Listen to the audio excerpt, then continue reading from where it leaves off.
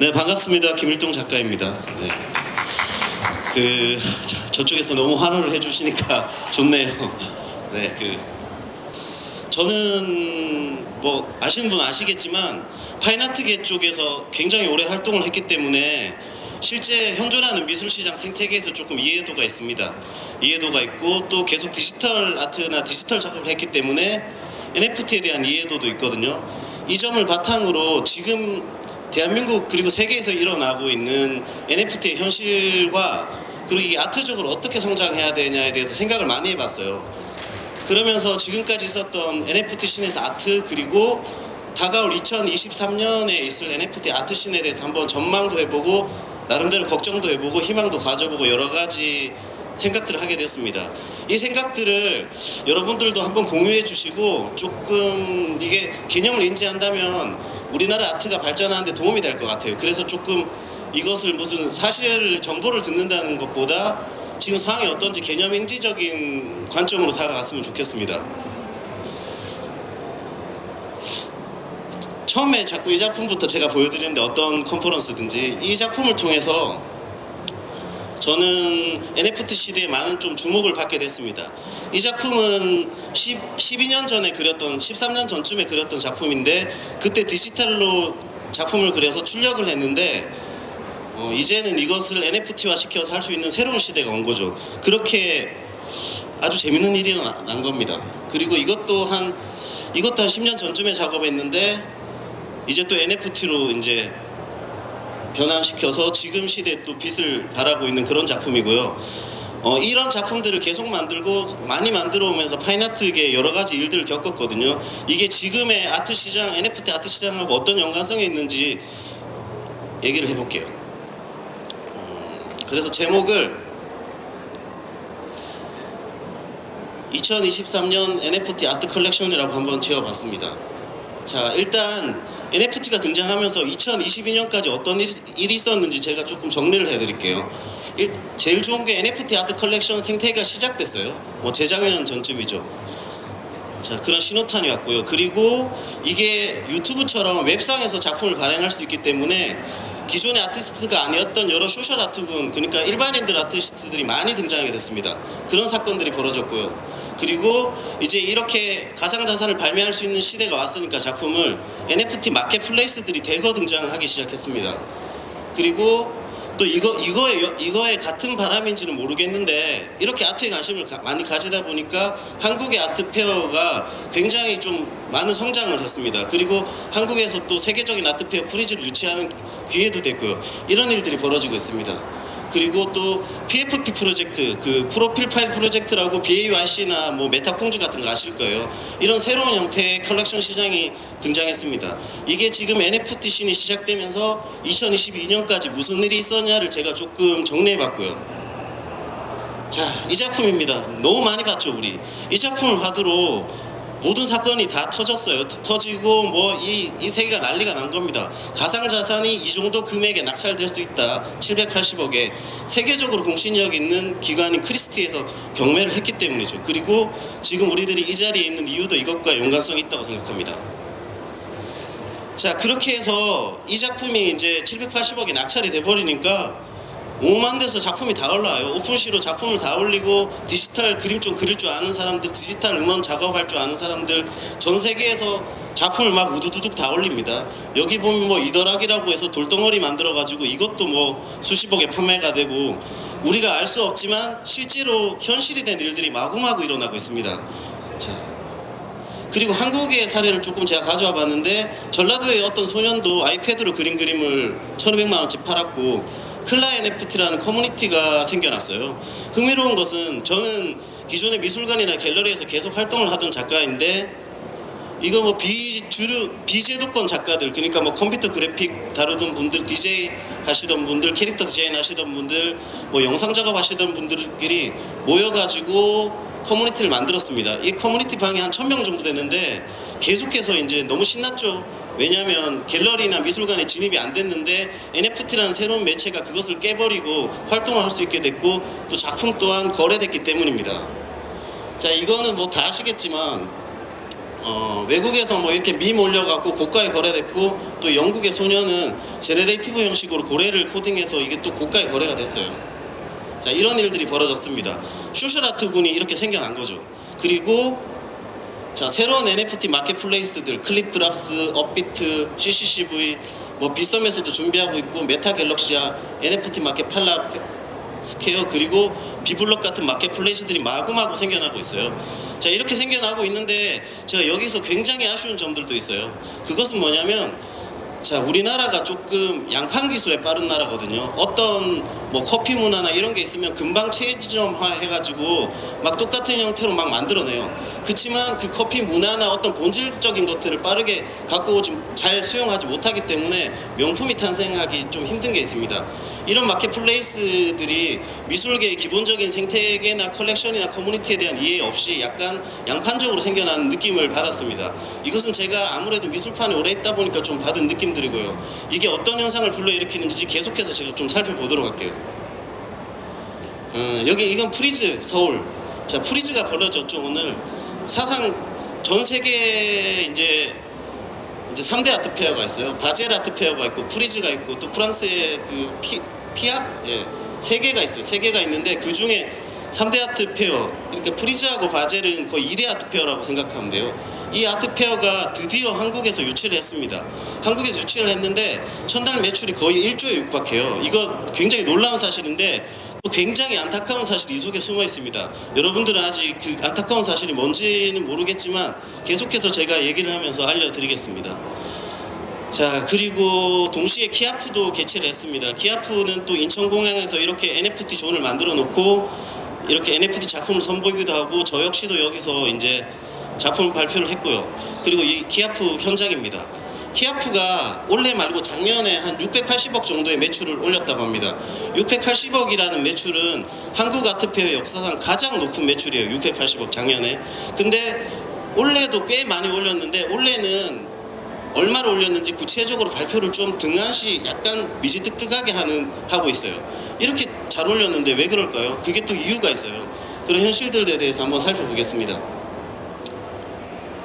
자, 그리고 이제 어떤 일들이 벌어졌냐면요. 이런 이제 소셜 아트군 탄생, 마켓플레이스 탄생, 그리고 NFT 아트페어에서 NFT도 수용하는 이런 아트페어 호재가 있는 반면에, 이게 지금 아까 방금 전에 발표하신 NFT 매니아 대표님 또 NFT 사갖고 피해 보셨다는데, NFT 가격이 우두둑 다 떨어지는 현상이 생겨나요. 막 우리 희망을 걸고 NFT 생겨났잖아요. 여기서 우리 잘 돼야 되는데 갑자기 막 450만 원 하던 게 50만 원 되고, 뭐 잭도시의 트윗은 심해요. 심각해요. 35억짜리가 34만 원 되고, 오프시 거래량 막 떨어지고, 이거 가상자산 이거 사기인가요? 이거 갑자기 왜 이래 됐냐요? 이거 이유에 대해서 혹시 조금이라도 말씀하실 수 있는 분 있나요? 한번 손 들어보세요.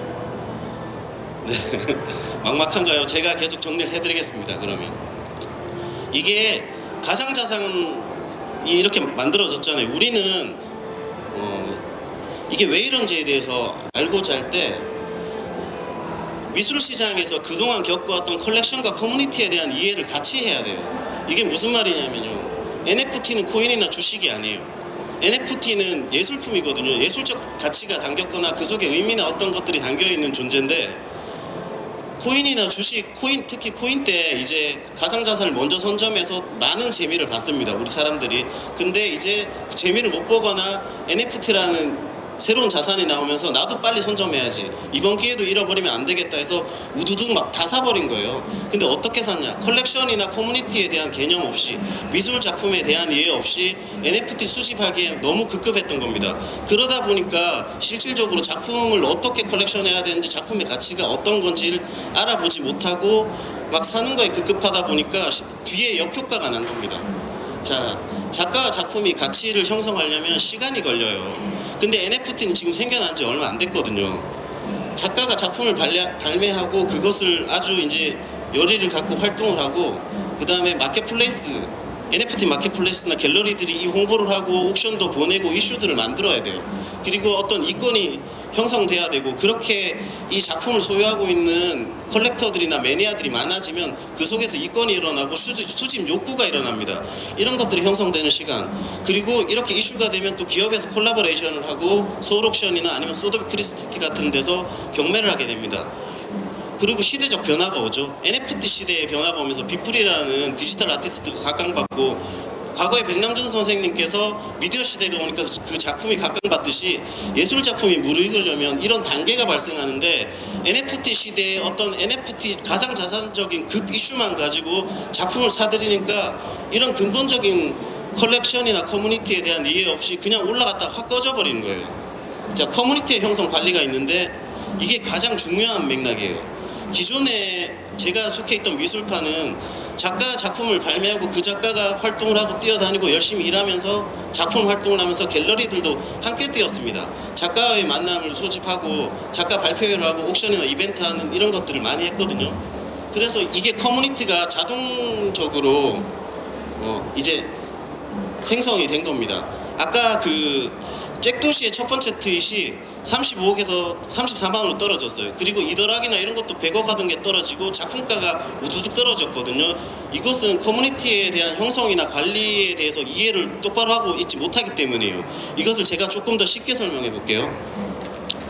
자, 수성 모으는 거, 포켓몬스터 카드 모으는 거, 이거는 뭐 맥너겟이 게임 캐릭터 단계 튀겨져 갖고 1억에 팔린 사례인데, 모두 다 뭐가 있냐면 매니아들이 존재하고 있어요. 커뮤니티가 존재하고 있단 말이죠. 이 게임을 좋아하는 매니아, 포켓몬스터 카드를 좋아하는 매니아, 그리고 돌을 좋아하는 매니아.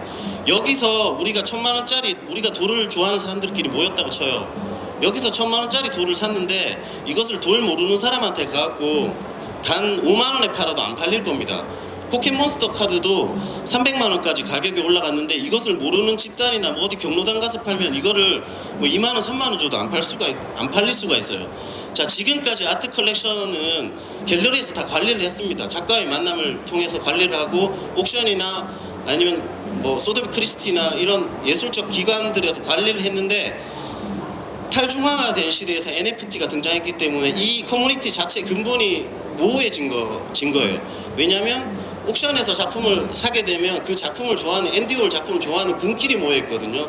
여기서 대팔면서 가격이 형성됐는데, 잭도시의 첫 번째 트윗이 35억에 발매가 됐다가 그 커뮤니티 안 말고 밖에서, 왜냐면 이 NFT 장이라는 게 다 널려져 있고 누구나 발매를 할 수 있다 보니까 커뮤니티 밖에서 이걸 내놨는데 가격이 형성될 리가 없죠.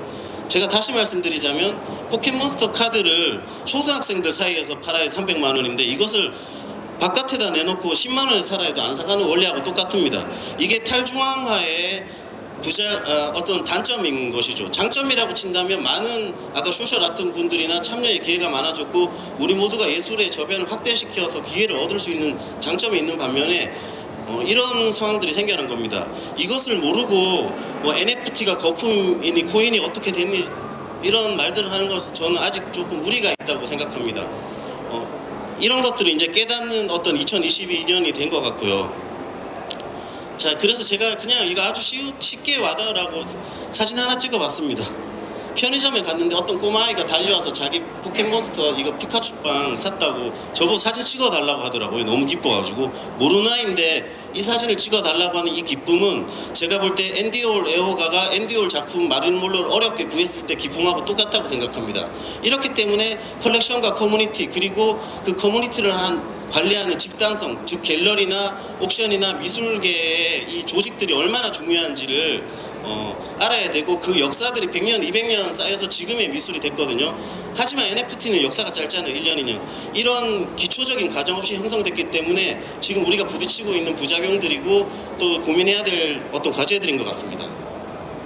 자, 그래서 제가 기존 미술계하고 NFT 미술계 양쪽으로 왔다 갔다 하면서 좀 제가 생각을 해봤거든요. 기존 미술계의 장단점을 한번 생각해봤습니다. NFT 미술계랑. 장점은 기존 미술계는 컬렉션의 근본이 돼 있어요. 아까 말한 그 커뮤니티나 여러 가지 저변력들이 다 있기 때문에 어떤 그 값어치 있는 작가의 작품을 그것을 알아보는 집단 사이에서 팔 수 있는 준비가 돼 있는 거죠. 그런 생태계가 형성돼 있다는 거고, 단점은 개방적이고 접근성이 떨어져요. 개방성이 떨어지고. 왜냐하면 우리 갤러리 문화 폐쇄적이잖아요. 지금 NFT가 등장하고 그 여파로 아트페어가 조금 활성화돼가지고 우리는 아트대에서 관심을 가졌지, 그전에는 미술계라고 하면 좀 갤러리 가기도 꺼림직하고 약간 폐쇄적인 성향이 있었습니다. 이런 장단점이 있고, NFT 미술계의 장점은 개방적이고 접근성이 좋아요. 마켓플레이스 누구나 들어갈 수 있고 누구나 아티스트로 참여할 수가 있습니다. 자, 이런 장점이 있고, 그 다음에 하지만 단점으로는 컬렉션의 근본이 안 돼 있죠. 전부 다 형식만 갖추고 매대 위에 이 작품이 가지는 의미가 뭔지를 모른 채, 커뮤니티를 모른 채 매대 위에 그냥 보이는 방식으로 진열만 되어 있는 겁니다. 그러니까 아무 일도 안 일어나는 게 당연한 겁니다.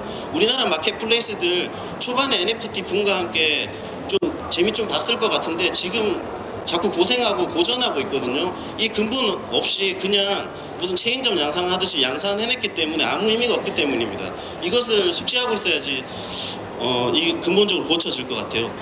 참 신기한 것은 이 장단점이 이렇게 똑같아요. 장점과 단점이 바뀌어가지고 기존 미술계하고 NFT 미술계가 있는데, 그래서 저는 기존 미술계가 NFT 미술계의 장점이 합쳐진다면 컬렉션의 근본도 이해가 될 것이고, 기존 미술계는 좀 개방성 있고 접근성 높은 어떤 그런 마케팅이나 컬렉션 붐을 일으킬 수 있을 것 같아요. 근데 안타깝게도 서로 막내가 없어요. 일단 여기에 지금 화랑계 참석자가 없잖아요. 왜냐하면 화랑계 참석자들은 NFT에 대해서 아직은 이런 컬렉션이 근본적으로 형성 안 된 상태에서 가격이 떨어지는 이슈나 코인 같은 어떤 안 좋은 거 이렇게 보다 보니까, 그리고 특히나 자기네들이 수용하기가 아직 어려워하니까 이걸 약간 부정적인 견해로 보는 경향이 있어요, 기존 미술계가. 그리고 NFT 마켓플레이스들은 IT를 하시는 분들이니까 이거 얼마나 빠르겠어요. 자본의 크기나 뭐 기업이 투자를 받아서. 그러다 보니까 기존 미술계가 컬렉션에 대해서 관리하고 커뮤니티 관리하는 거에 대해서 굉장히 답답하게 생각해요. 그런 자기네들끼리 얘기를 왜 하고 있냐, 이것들에 대해서 좀 조율이나 아니면 좀 합쳐지는 계기가 있다면 미술이 조금 아트 컬렉션 시장 자체가 성장할 수 있지 않을까 싶고 그런 생각을 해봅니다. 자, 그리고 2022년에 PFP 프로젝트라는 게 등장했어요. 이 고릴라 이거 너무 많이 보셨죠? BIC, 메타콩즈, 여기는 아직히 제가 몇 개만 가져왔는데 이런 것들이 등장하면서 커뮤니티를 같이 이끌고 가면서 NFT를 발매해가지고 그 커뮤니티 사이에서 이제 좀 인기가 끄니까 가격이 올라가곤 해요. 다들 아시겠지만 BAYC 같은 경우에는 뭐 앨런 머스크나 마돈나 같은 셀럽들이 참여하다 보니까 이 모임의 희소성이 커지고 이 커뮤니티에 끼고 싶어하는 어떤 그러한 사람들이 많아지면서 이 카드를 소지하고 있는 사람들 사이에서 가격이 천정부지로 올라갑니다. 뭐 200억, 300억 계속 올라가죠. 그렇지만 지금 상황에서는 또 이런 이슈만 가지고 PFP 프로젝트가 성공한다고는 볼 수 없어요. 왜냐하면 그것은 NFT의 붐과 함께 일어난 이슈고, 지금은 그 단계를 넘어섰기 때문에 또 다른 커뮤니티의 어떤 재미적인 흥미적인 요소 그리고 진정성 있는 요소를 만들어야지 PFP 프로젝트가 성공할 거라고 봅니다. 이거 BAYC와 관련된 화면들인데, BAYC도 뭐 예를 들어서 가져왔어요. 이렇게 세계관도 있고 셀럽 파티도 하고 그다음 IP를 오픈해서 이러한 것들을 하기도 하고, 그리고 이거는 뭐 제가 하고 있는 PFP 프로젝트인데 그냥 이미지를 한번 넣어봐왔습니다. PFP 프로젝트 관심 있으신 분은 저한테 따로 연락 주시면 되고요. 자, 2022년을 제가 여러 가지 사항을 알려드렸는데 한번 다시 정리해 볼게요. 자, 이슈와 장점으로는 아까 NFT 아트 컬렉션 생태계가 시작됐고, 그 다음에 소셜 아트군과 기존 아티스트가 NFT 시장에 진입했고, 또 마켓플레이스들이 생겨났습니다. 그리고 키아프가 성장을 했고 프리즈 해외 아트 페어가 들어왔습니다. 이게 공교롭게 그 한국 아트가 성장할 때가 돼서 된 건지, NFT 붐이 불면서 미술이 관심을 많이 가져서 된 건지, 두 가지 요소가 합쳐서 된 건지는 모르겠는데 하여튼 상황이 맞아떨어져요. 그리고 PFP 프로젝트라는 게 등장해서 우리가 그 값어치를 알게 됐고요. 또 이게 문제점이라고 친다면 그 NFT 아트가 기존 미술 시장에 대한 근본의 이해 부족으로 인해서 고전을 하고 있다는 거, 그리고 NFT 아트 가격에 아까 제가 설명한 것 같은 이유로 급하락되고 있고 거래량이 저조한다는 거, 그리고 PFP 프로젝트가 어떤 이미지 가지고 커뮤니티의 어떤 특성 가지고 이제 활동을 하는데 그런 회사들 몇 개가 부정적인 행위를 저지르면서 PFP 프로젝트 전체에 이제 가치가 하락하는 그런 이슈들도 생겨났습니다. 이게 2022년에 대한 정리입니다. 자, 그러면 제가 2023년에 아니면 이제 앞으로 NFT가 어떻게 될지 객관적인 사실도 적어봤지만 제 나름대로 한번 예측을 해봤습니다. 일단 작품값이 뭐 냄비처럼 확 올라갔다가 컬렉션의 근본을 모르고 확 떨어지고 이런 혼동 속에 있습니다. 이것을 지금 마켓플레이스나 NFT 작가들은 이제 어느 정도는 인지를 했어요. 그렇기 때문에 작가 마켓플레이스들이 조금은 성숙될 것 같아요. 왜냐하면 이제 진정성 있게 정말로 이슈나 붐이 아닌 작품력으로 승부해야 되거든요. 그래서 어떻게 보면 장기적으로 볼 때 이게 지금 투자 적기예요. 왜냐하면 그 커뮤니티나 이런 걸 형성하려면 시작을 해서 완전히 형성돼 버리면 가격이 높아지는데, 이제는 이 문제점을 알고 진정성 있게 하려는 작가들의 노력이 태동되기 때문에 이때 블루칩 작가들을 잘 성장하면 투자 적기가 될 수 있지 않을까 하는 생각을 해봅니다. 그리고 이제 진정성이 성장의 핵심입니다. 이 말은 제가 아까 앞에서 계속 언급해왔던 것 때문에 이제 알게 되실 거예요. 이슈나 붐이 아니에요. 작가성, 그리고 진정한 커뮤니티, 진정한 로드맵에 의해서 이제 완성돼야 된다고 생각합니다. 그리고 실질적인 커뮤니티와 로드맵이 기획되어지고 등장할 거라고 생각합니다. 이제 조금 히트를 얻었기 때문에 진짜로 그 컬렉션을 만들어야 되거든요. 붐이 아닌 진짜로 만들어야지 생존할 수 있기 때문에. 그리고 한국 미술 시장의 세계적인 주목, 이게 지금 무슨 말이냐면요. 자, 이게 좀 안타까운 소리인지 아닌지는 모르겠는데, 그 키아프가 굉장히 성공을 했는데 680억의 매출을 작년에 올렸고 올해 키아프 매출을 꺼리고 있다고 했잖아요. 그것은 뭐냐면 올해 세계적인 아트페어 프리즈가 동시에 개최됐기 때문입니다. 680억의 매출이 올라갔는데 우리나라 올해도 그 정도 올렸을 거라 생각하는데 프리즈는 하루 만에 1조를 올렸어요. 이게 무슨 말이냐면 한국 아트페어가 680억이지만 지금 외국에 살아있는 현존하는 작가 데이비드 호킨스의 그림 한 점이 1000억이거든요. 이 가격 작가 한 점의 그림을 못 따라가고 있어요. 이 한국 아트페어 시장이. 그리고 또 이게 뭐가 있냐면 한국 아트페어가 3년 4년 전부터 외국 아트페어 들어오는 거를 별로 안 좋아했어요. 그때도 바젤이나 어떤 프리즈 같은 게 진입하려고 이제 막 손길을 내밀었는데 한국 화랑에서 거부를 했어요. 왜 거부를 했냐면요. 잘 봐요. 이게 어떻게 보면 우리끼리 커뮤니티를 만들었어요. 피카츄 카드 커뮤니티 만들듯이 한국 화랑이나 한국 갤러리에서 강남에 있는 사모님들이나 이제 컬렉트층을 갖고 커뮤니티를 만들어 갖고 피카츄 카드가 제일 좋은 거라고 말했는데, 갑자기 해외에서 브랜드 아트페어가 들어와서 피카소나 앤디 오월 그림 같은 거 가지고 들어오면 이게 다 깨지는 겁니다. 피카츄 카드보다 세상엔 더 좋은 게 있었네. 우리 장사거리 뺏길까봐 제가 이런 걸 뭐 폭로하고 있는데, 하여튼 그렇게 해서 막아놨는데 처음으로 이제 프리즈를 원래 개최해갖고 1조가 확 올라버리니까 거기 가보시안 갤러리라든지 화이트 큐브 갤러리라든지 해외에서 완전 초메이저급 갤러리들이 와서 거기 부스에 진입도 할 수 없어요. 너무 이게 사람이 많다 보니까. 그런 데가 들어왔거든요. 그러면 그게 이제 부끄럽기 때문에 우리가 자생하던 눈 가리고 아웅하던 컬렉션 시장이 깨졌기 때문에 한국화랑에서 이거를 이제 제대로 발표를 좀 미루고 있다고 생각합니다. 자, 그런 일들이 벌어졌고, 그렇다면 이번에도 키아프를 개최해야 되는데 이번에도 프리즈가 또 개최가 돼요. 프리즈가 5년 계약을 했기 때문에.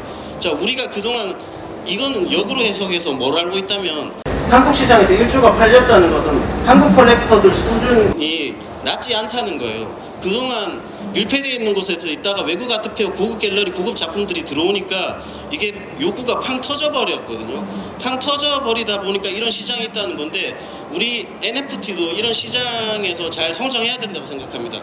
이런 문제를 안고 있고 이번 연도에 어떻게 해결할지 저는 기대가 됩니다. 자, 그리고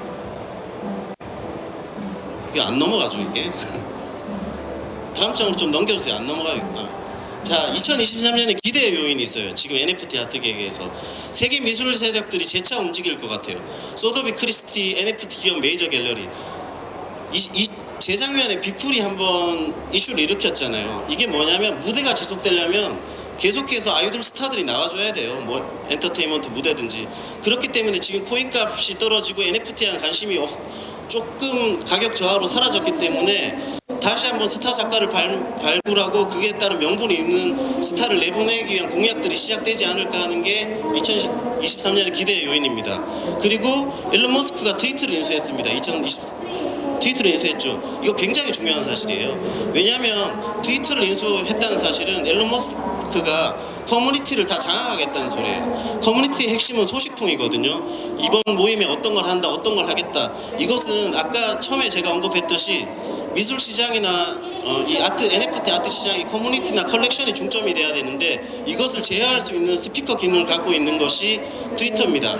앨런 머스크가 트위터를 인수했으니까 여기 맞는 이벤트를 벌릴 거라 생각하고 그 태동과 함께 또 한 번 NFT 붐이 불지 않을까 하는 이슈를 생각해 봅니다. 자, 그리고 저 유튜브 화면을 갑자기 갖고 나왔어요. 이걸 왜 갖고 왔냐면 유튜브가 등장해서 제도권의 절차 없이 스타가 탄생할 수 있게 됐어요. 우리 옆집의 할머니나 꼬맹이 아이들이 스타가 될 수 있었거든요. 자, 강남스타일 조형물이 있어요. 솔직히 말해서 제가 미술씬에 있으면서 외국의 기라성 같은 아트페어나 고급 갤러리들 대적하기 한국 미술의 저력으로 만만치는 않아요. 빌보드 차트 들어가기 한국 가수들이 힘들었는데 유튜브라는 매체를 통해서 싸이가 강남 스타일로 어떻게 보면 거기 핵을 꽂았잖아요. NFT 아트가 시작됐기 때문에 어쩌면 우리한테는 이 모든 플랫폼의 기회가 개방돼 있고 열려져 있습니다. 어떻게 보면 뭐 미술계나 우리 한국에 있는 NFT 마켓플레이스나 협회나 이런 노력들이 합쳐진다면 또 작가의 노력도 받쳐줘야 될 것이고요. 그렇게 된다면 이 NFT 시대에 조금 더 꽃을 피울 수 있는 2023년이 될 수 있지 않을까 싶습니다. 자, 제가 준비한 거는 여기까지입니다. 감사합니다.